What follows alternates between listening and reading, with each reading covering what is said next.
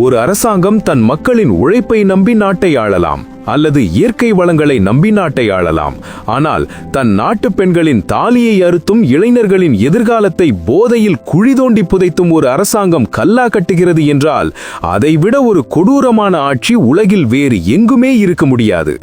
இன்று பள்ளி மாணவர்களின் பைகளில் புத்தகங்களுக்கு பதிலாக கஞ்சா பொட்டலங்களும், தெருவுக்கு தெரு அரசாங்கமே நடத்தும் மதுக்கடைகளும் தமிழ்நாட்டின் ஒட்டுமொத்த எதிர்காலத்தையும் சீரழித்துக் கொண்டிருக்கின்றன.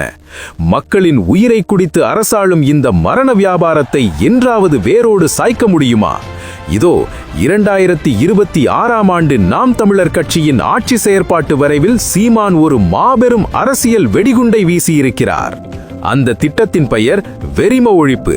வெறும் மேடை பேச்சாக இல்லாமல் ஆட்சிக்கு வந்த முதல் கையெழுத்திலேயே ஒட்டுமொத்த மதுக்கடைகளையும் இழுத்து மூடிவிட்டு பல ஆயிரம் கோடி வருமான இழப்பை எப்படி சரிக்கட்டப் போகிறார் சீமான்?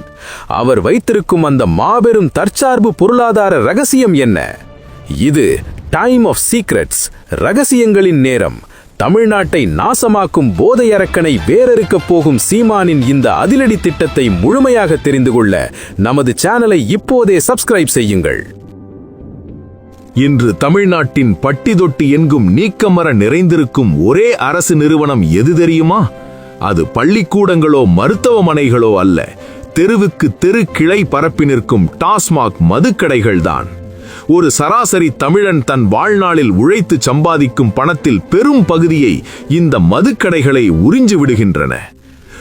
குடியை கெடுக்கும் என்று பாட்டிலில் அச்சடித்துவிட்டு அதே மதுவை அரசாங்கமே விற்பனை செய்வது எவ்வளவு பெரிய முரண்பாடு! ஆண்டுக்கு சுமார் 50,000 கோடி ரூபாய்க்கும் மேல் மது விற்பனை மூலம் வருமானம் ஈட்டும் ஒரு அரசு தன் குடிமக்களின் கல்லீரலை அடகு வைத்துத்தான் நலத்திட்டங்களை செயல்படுத்த வேண்டுமா? இந்த அவல நிலையை மாற்றத்தான் சீமான் தனது ஆட்சி செயற்பாட்டு வரைவில் வெறிம ஒழிப்பு என்ற அதிரடி திட்டத்தை முன்வைக்கிறார். நாம் தமிழர் அரசு பொறுப்பேற்றவுடன் முதல் கையெழுத்திலேயே தமிழ்நாட்டில் உள்ள அனைத்து அரசு மதுபான கடைகளும் டாஸ்மாக் நிரந்தரமாக மூடி சீல் வைக்கப்படும். இது வெறும் தேர்தல் வாக்குறுதி அல்ல, இது ஒரு இனத்தின் உயிர் காக்கும் போராட்டம். மதுக்கடைகளை மூடினால் வருமானம் எங்கே போகும் என்று கேட்கும் அறிவிலிகளுக்கு சீமான் சொல்லும் பதில் மிகவும் தெளிவானது. மதுவினால் ஏற்படும் உயிரிழப்புகள், விபத்துக்கள், நோய்கள் மற்றும் அதனால் ஏற்படும் மருத்துவ செலவுகளை கணக்கிட்டால் மதுவினால் வரும் வருமானத்தை விட அரசுக்கு ஏற்படும் இழப்புதான் அதிகம். மேலும் மதுக்கடைகளை மூடுவதால் மக்களின் கைகளில் மிஞ்சும் அந்த 50,000 கோடி ரூபாய் மீண்டும் சந்தைக்குள் வரும்போது அது நல்ல உணவாகவோ உடையாகவோ சேமிப்பாகவோ மாறும். இதன் மூலம் ஒட்டுமொத்த பொருளாதாரமும் ஆரோக்கியமான முறையில் சுழல ஆரம்பிக்கும். அடுத்ததாக மதுவை ஒழிப்பதோடு மட்டும் இந்த திட்டம் நின்றுவிடாது. இன்று தமிழ்நாட்டை அச்சுறுத்தும் மற்றொரு பெரும் அரக்கன் போதை மாத்திரைகளும் கஞ்சா உள்ளிட்ட கொடிய போதைப் பொருட்களுமாகும். பள்ளி மற்றும் கல்லூரி வாசல்களில் மிட்டாய் விற்பது போல போதைப் பொருட்கள் விற்கப்படுவதை சீமான் மிக கடுமையாக சாடுகிறார்.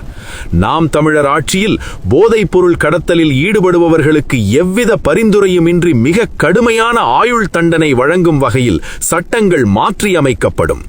காவல்துறையில் இதற்கென தனி பிரிவு உருவாக்கப்பட்டு போதைப்பொருள் நடமாட்டமே இல்லாத ஒரு வெறிமமில்லா தமிழ்நாடு உருவாக்கப்படும்.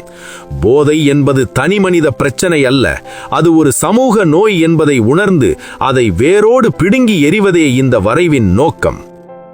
ஆனால் இங்கே ஒரு அதிர்ச்சியூட்டும் விஷயம் பலருக்கு தெரியாது. மதுக்கடைகளை மூடினால் அரசுக்கு வரும் 50,000 கோடி ரூபாய் வருமானம் நின்றுவிடுமே, பிறகு எப்படி நாட்டை நடத்துவது என்று கேட்கும் பொருளாதார மேதைகளுக்கு சீமான் ஒரு அதிரடி மாற்று திட்டத்தை வைத்திருக்கிறார். அதுதான் கள் இறக்குதல் மற்றும் பனை தென்னை பொருளாதார மீட்பு. வெளிநாட்டு மது வகைகளையும் ரசாயனம் கலந்த விஷசாராயங்களையும் விற்று தன் மக்களை கொல்லும் இந்த அரசு நம் மண்ணின் இயற்கை பானமான கள்ளை தடை செய்து வைத்திருப்பது எவ்வளவு பெரிய முரண்பாடு! கள் என்பது போதைப் பொருள் அல்ல, அது ஒரு உணவுப் பொருள். அது நம் பாட்டன் முப்பாட்டன் பருகிய இயற்கை மருந்து. சீமான் தனது ஆட்சி செயற்பாட்டு வரைவில் மதுவிலக்கு என்பது ரசாயன மதுவுக்கு மட்டுமே, இயற்கை மதுவான கள்ளுக்கு அல்ல என்று ஆணித்தரமாக பதிவு செய்திருக்கிறார்.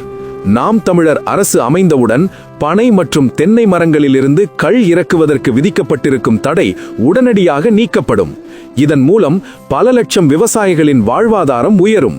வெளிநாட்டு நிறுவனங்களுக்கு கோடிக்கணக்கில் லாபத்தை அள்ளிக் கொடுக்கும் மது இறக்குமதி முற்றிலுமாக நிறுத்தப்பட்டு அந்த பணம் நேரடியாக நம் நாட்டு விவசாயிகளின் கைகளுக்கு செல்லும். இது வெறும் குடிப்பதற்கான பானம் மட்டுமல்ல, கள்ளிலிருந்து கருப்பட்டி, வெல்லம், சர்க்கரை என பல்வேறு மதிப்பு கூட்டப்பட்ட பொருட்களை தயாரித்து உலக நாடுகளுக்கு ஏற்றுமதி செய்வதன் மூலம் டாஸ்மாக் மூலம் வரும் வருமானத்தை விட பல மடங்கு அதிக லாபத்தை ஈட்ட முடியும். இங்கேதான் ஒரு மிகப்பெரிய அரசியல் ரகசியம் ஒளிந்திருக்கிறது. இன்று மதுபான ஆலைகளை வைத்திருப்பவர்கள் யார் என்று பார்த்தால் அவர்கள் அனைவரும் திராவிட கட்சிகளின் முக்கிய புள்ளிகளாகவோ அல்லது அவர்களுக்கு நெருக்கமானவர்களாகவோ தான் இருக்கிறார்கள்.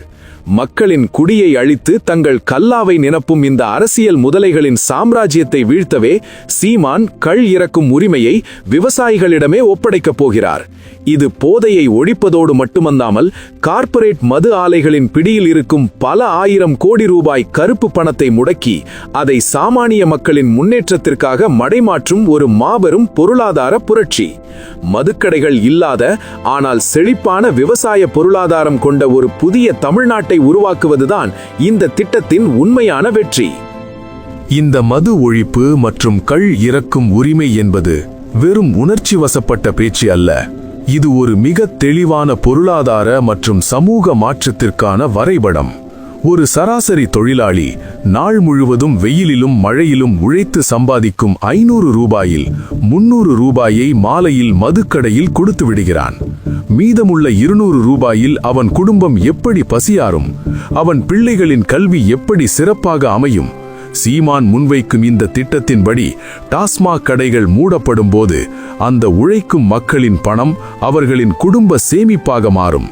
இது ஒரு குடும்பத்தின் வறுமையை ஒழிப்பதற்கான முதல் படி. அடுத்ததாக, மதுவுக்கு மாற்றாக கள் இறக்கும் உரிமையை விவசாயிகளிடமே வழங்குவது என்பது ஒரு மாபெரும் தற்சார்பு பொருளாதார திட்டம். இன்று தமிழ்நாட்டில் பல கோடி பனை மரங்களும் தென்னை மரங்களும் உள்ளன. இவை வெறும் மரங்கள் அல்ல, இவை தமிழர்களின் வாழ்வாதார சுரங்கங்கள்.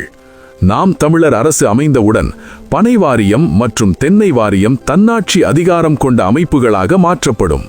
கள் இறக்குவது முதல் அதை நவீன தொழில்நுட்பத்துடன் பதப்படுத்தி விற்பனை செய்வது வரை அனைத்தையும் அரசாங்கமே ஒரு கூட்டுறவு அமைப்பின் மூலம் கண்காணிக்கும்.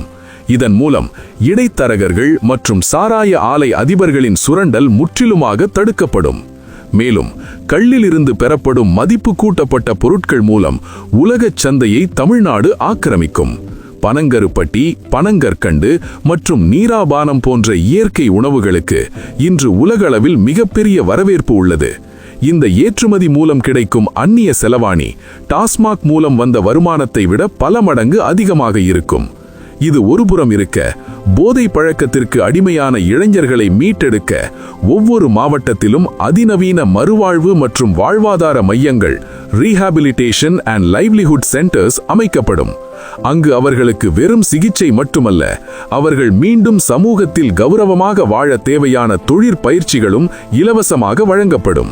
மதுவையும் போதைப் பொருட்களையும் ஒழிப்பதன் மூலம் விபத்துகள் குறையும், குற்ற செயல்கள் குறையும். எல்லாவற்றிற்கும் மேலாக தமிழ்நாட்டு பெண்களின் வாழ்வு பாதுகாப்பு பெறும். ஒரு நாட்டின் வளர்ச்சி என்பது அடுக்கடுக்கான கட்டிடங்களில் இல்லை, அந்த நாட்டு மக்களின் ஆரோக்கியமான உடலிலும் தெளிவான சிந்தனையிலும் தான் இருக்கிறது. போதை எனும் இருளை அகற்றி உழைப்பு எனும் ஒளியை ஏற்றுவதுதான் சீமானின் இந்த தொலைநோக்கு திட்டத்தின் அடிப்படை நோக்கம். இது நடைமுறைக்கு வரும்போது தமிழ்நாடு இந்தியாவின் மற்ற மாநிலங்களுக்கு ஒரு முன்மாதிரி மாநிலமாக திகழும் என்பதில் ஐயமில்லை. இந்த வெறி மது ஒழிப்பு திட்டத்திலேயே ஒரு அதிர்வுமிக்க மிகவும் வலிமையான தருணம் எது தெரியுமா? எனது தம்பிமார்கள் குடித்துவிட்டு சாக்கடையில் விழுந்து கிடப்பதை பார்த்து என்னால் கடந்து போக முடியாது. அவர்கள் கையில் மதுக்கோப்பையை கொடுத்த இந்த திராவிட ஆட்சிகளுக்கு முடிவு கட்டி அவர்கள் கையில் மண்வெட்டியையும் ஏர் கலப்பையையும் தொழில்நுட்ப கருவிகளையும் கொடுத்து அவர்களை உலகை ஆளும் வீரர்களாக மாற்றுவதே என் லட்சியம் என்று முழங்கிய அந்த ஒரு தருணம்தான் லட்சக்கணக்கான தாய்மார்களின் இதயங்களில் ஒரு மாபெரும் நம்பிக்கையை விதைத்தது. பல தலைவர்கள் மதுவிலக்கு பற்றி பேசினார்கள். ஆனால் தேர்தல் முடிந்ததும் அதை மறந்துவிட்டு மது ஆலைகளிடமே நிதி வாங்கினார்கள். ஆனால் சீமான் மிக உறுதியாக சொல்கிறார், எனக்கு தேர்தல் நிதியை விட என் இனத்து இளைஞர்களின் எதிர்காலம்தான் முக்கியம் என்று. மது ஆலைகளின் உரிமையாளர்களாக இருக்கும் அரசியல்வாதிகளின் கோடிக்கணக்கான லாபத்தை ஒரு நொடியில் தட்டி பறித்து அந்த உரிமையை மண்ணின் மைந்தர்களான விவசாயிகளிடம் கொடுப்பது என்பது ஒரு சாதாரண துணிச்சல் அல்ல. இது ஆதிக்க வர்க்கத்தின் அதிகார மையத்தை தகர்க்கும் ஒரு மாபெரும் அறப்போர். டாஸ்மாக் என்பது வெறும் கடை அல்ல, அது தமிழினத்தின் வளர்ச்சியை தடுக்கும் ஒரு சிறைச்சாலை.